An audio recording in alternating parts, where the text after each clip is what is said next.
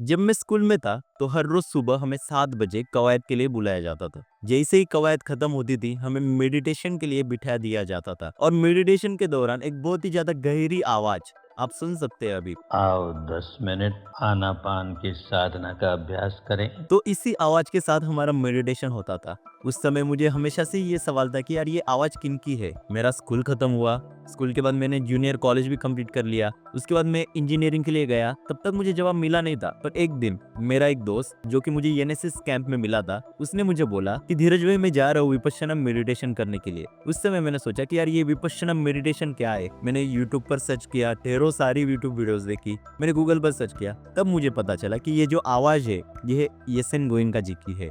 नमस्ते जी, मेरा नाम है धीरज। इस वीडियो में हम जानेंगे कि विपश्यना मेडिटेशन क्या है, मेरा क्या अनुभव रहा है विपश्यना करते हुए। अगर आपको अप्लाई करना है विपश्यना के लिए तो आप किस तरह से स्टेप बाय स्टेप अप्लाई कर सकते हैं, सारी जानकारी इस वीडियो में आप जानेंगे। मैंने सबसे पहले विपश्यना 2021 में धुले के धम्मा सरोवर में की। उस समय का अनुभव मैंने इस वीडियो में आपको मिलेगा। तब से लेके आज तक मैं आपको श्योर शॉर्ट बता सकता हूँ कि विपश्यना मेरे लिए मतलब लाइफ चेंजर आप बोल सकते हो। मैं बहुत ही ज्यादा काम फील करने लगा हूँ, मैं सिचुएशन को थॉटफुल हैंडल करने लगा हूँ, मैं अपने वर्क के प्रति, मेरे काम के प्रति बहुत ही ज्यादा उत्साहित फील करने लगा हूँ और ये मेरे लिए मतलब लाइफ चेंजिंग रहा है अभी तक। मेरा जो रिएक्शन का जो टाइमिंग है वो स्लो हो चुका है। अभी आप में से कई लोग पूछेंगे कि यार ये रिएक्शन का टाइमिंग स्लो हो जाना क्या है। इस चीज को हम एक एग्जांपल से समझेंगे। सोचिए कि आप एक स्कूटी पर जा रहे हो और जो टपोरी लड़के रहते उन्होंने आपको हिट कर दिया, तो आपका इमीडिएट रिएक्शन होगा कि यार अग्रेशन आपके मतलब अंदर आ जाएगा। आप उसको बहुत ही ज्यादा मतलब गुस्से में देखेंगे कि यार क्या क्या क्या कर दिया तूने। मारपीट के ऊपर भी आप उधर सकते हो। पर अगर जब आप विपश्यना साधना करते हो तब आप जानेंगे कि आप उस चीज को बहुत ही ज्यादा कामली हैंडल कर पाएंगे। मतलब तुरंत रिएक्ट करने के बजाय आप उसको थोड़ा सा थॉटफुल तरीके से जानेंगे कि यार क्या हुआ था एग्जैक्ट, और जो अग्रेशन वाली चीज है वो आपकी कम हो जाएगी और उस चीज से आप अच्छे से निपट पाओगे। एक और एग्जांपल मैं आपको देना चाहूंगा कि लेट्स से आपकी फैमिली में कुछ झगड़ा हुआ है। फैमिली के मैटर बहुत ही ज्यादा सेंसिटिव होते हैं। अगर आपने गुस्से में कुछ बोल दिया तो मतलब चीजें किधर की किधर हो जाती है। जब आप विपश्यना करते हो तब आपका जो रिएक्शन टाइम है वो स्लो हो जाता है, आप थॉटफुल बन जाते हो। लेट से आपके फैमिली के साथ किसी चीज के ऊपर जमे नहीं, आप सीधा मतलब कुछ भी बोलने लगेंगे कि यार आप ऐसे ही करते हो, ऐसे वैसे। पर एक चीज को जानिए, जब आप विपश्यना करते हो आप थॉटफुल बन जाते हो। आप तुरंत रिएक्ट नहीं करते। तुरंत रिएक्ट हमारा हमेशा एग्रेशन होता है, पर हम एग्रेसिव नहीं बनते। हम कामली उस चीज को प्रोसेस करते, उसके बाद हम रिएक्ट करते। ये सारा अनुभव मेरा रहा है। हालांकि हर किसी का अनुभव डिफरेंट हो सकता है। एक और सवाल मुझे हमेशा से पूछा जाता है कि यार ये 8 घंटा मेडिटेशन के लिए किस तरह से बैठे। मतलब धीरज भाई हमने कभी मेडिटेशन किया ही नहीं है और आप बोल रहे कि 8 घंटा मेडिटेशन के लिए डेली बैठना पड़ेगा। तो भैया जी मैं आपको बता दूं कि मेडिटेशन ये सलग नहीं होता है।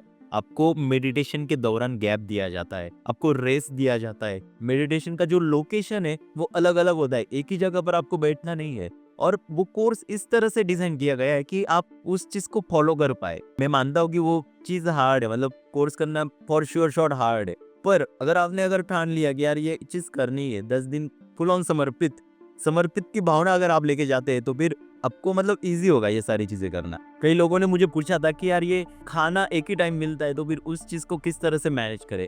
उस सवाल का मैं जवाब देना चाहूंगा। आप सोचिए आपको सुबह से लेकर शाम तक बस मेडिटेशन करना है, आपको कुछ काम नहीं करना है, आपको व्यायाम करने के लिए बंदी है, आपको कुछ भी नहीं करना है, आपको बस मेडिटेशन करना है। तो आपका जो एनर्जी कंजम्पशन है वो ऑलमोस्ट ना के बराबर होता है। उसके कारण जो जो ज्यादा भूख लगती है वो आपको वहां पर लगती नहीं है। इसलिए बेफिक्र हो जाइए। शाम को हालांकि वो न्यू स्टूडेंट के लिए नाश्ता भी देते हैं, कुछ मतलब हल्के फुल्के पदार्थ देते हैं। So it's all good. मैं आपको एक ही चीज बोलूंगा कि आप वहां पर बिल्कुल जाइए, एक बार विपश्यना बिल्कुल कीजिए, क्योंकि वो कोर्स इस तरह से डिजाइन किया गया है कि आप उसको मतलब अडेप्ट कर पाए। तो अभी हम जानेंगे कि विपश्यना मेडिटेशन के लिए अप्लाई किस तरह से करते हैं। तो सबसे पहले आपको जाना है dhamma.org/schedules। आपको अपना लोकेशन सिलेक्ट करना है।